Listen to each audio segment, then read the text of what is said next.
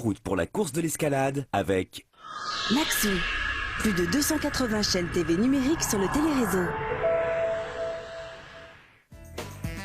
Suvalif. Pour votre plaisir et votre sécurité, pensez à l'échauffement.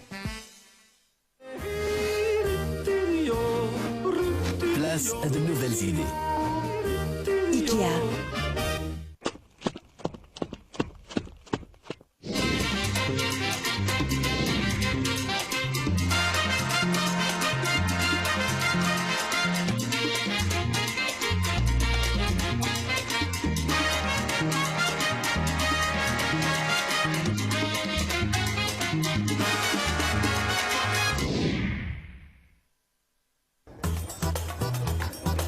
Bonsoir et bienvenue dans ce troisième numéro du magazine En route pour la course de l'escalade qui vous plonge dans les coulisses de la préparation du grand événement.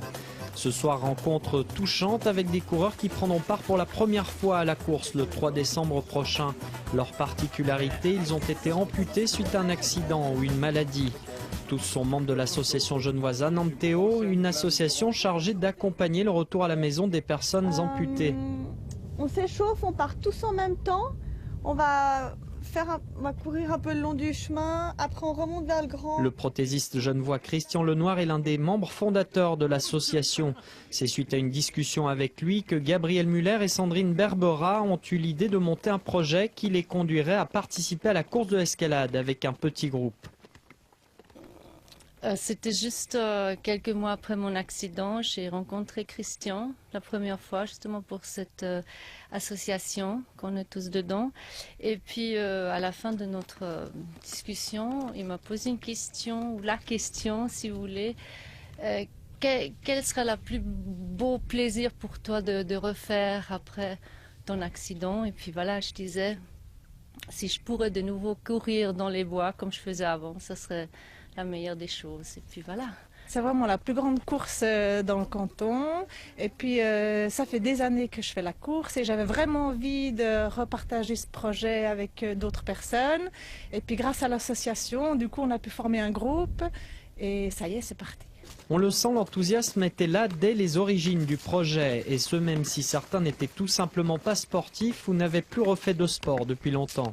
Moi, j'avais pas couru depuis 20 ans, donc j'avais pas couru pendant 20 ans, et là, voilà, j'ai dû apprendre. Et effectivement, ça a l'air naturel, enfin pas très peut-être, mais enfin, rien n'est naturel. Il faut penser à tout, il faut penser aux bras, il faut penser à toute la coordination, il faut penser. Mais c'est évidemment quand on le fait souvent, après, ça devient de plus en plus facile. Et effectivement, c'est un effort, L'enthousiasme était donc bien présent, restait à réunir des fonds pour pouvoir équiper ces athlètes de prothèses spéciales pour la pratique du sport. C'est là que l'association Ananteo est intervenue pour pouvoir réunir des fonds issus d'une dizaine de partenaires. Alors effectivement, on est obligé ou quasiment obligé d'avoir une prothèse pour la course pour pouvoir courir. Donc les prothèses qui sont sous le genou, c'est envisageable de courir avec une bonne prothèse de tous les jours, un petit peu, mais une prothèse au-dessus du genou, il faut une prothèse pour la course.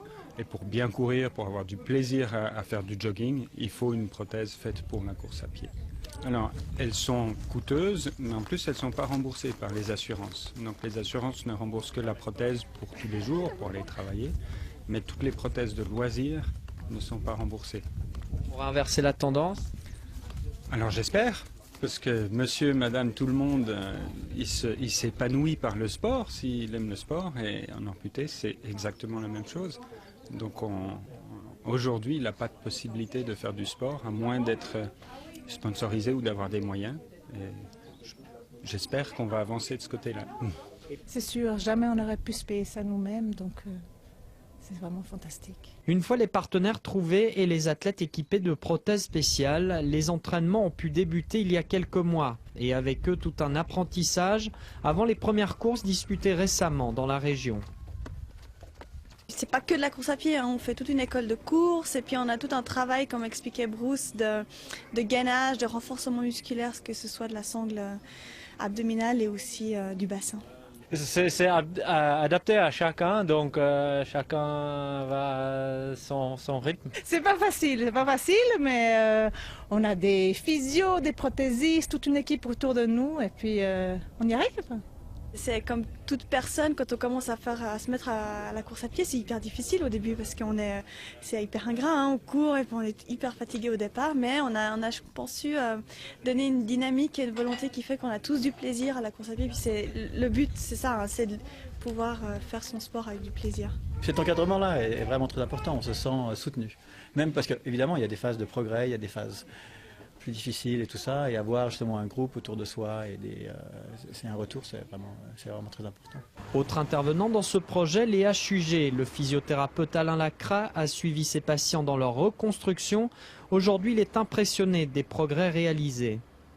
Alors en effet, les patients que nous venons de voir courir dans la campagne genevoise n'étaient pas en si bonne forme il y a quelques mois et nous les avons rencontrés à l'occasion de leur hospitalisation dans notre service, à la suite soit d'un accident ou soit de la maladie qui a amené l'amputation.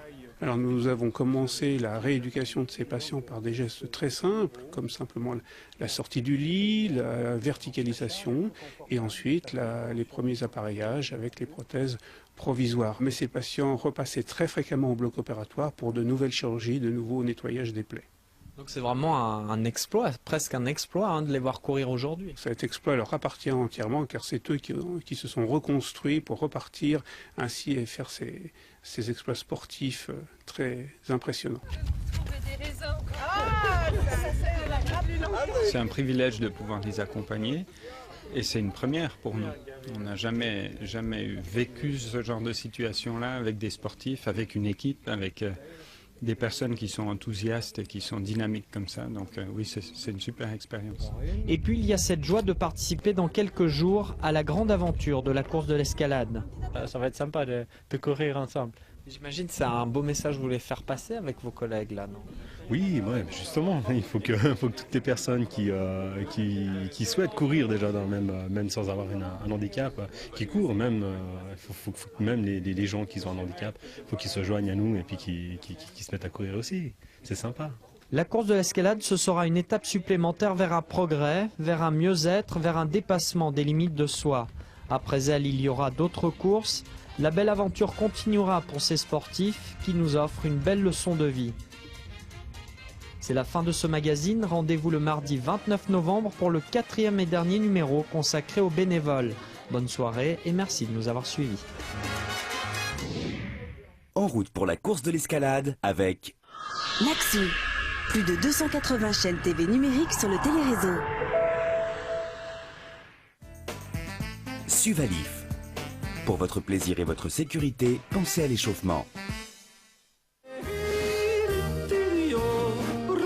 Place à de nouvelles idées.